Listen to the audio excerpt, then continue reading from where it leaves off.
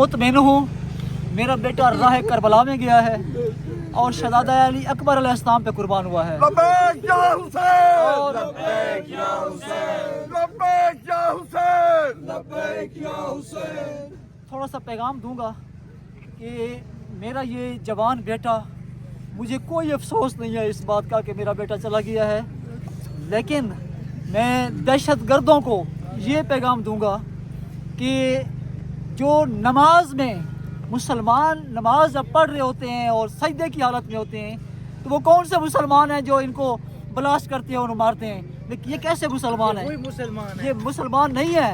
और ये जो है ये पाकिस्तान के ये मुखालिफ हैं, पाकिस्तान के दुश्मन हैं और ये पाकिस्तान के अंदर मजहबी मुनाफरत फैलाने वाले लोग हैं।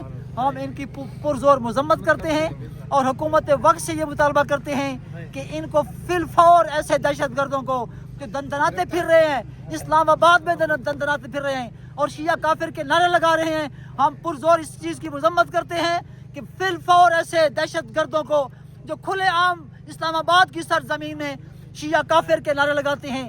क्या शिया मुसलमान नहीं है जो नमाज पढ़ रहे थे? जो बम ब्लास्ट करने वाले मुसलमान हैं और जो नमाज पढ़ रहे हैं वो काफिर हैं। खुदारा पाकिस्तान को बचाओ।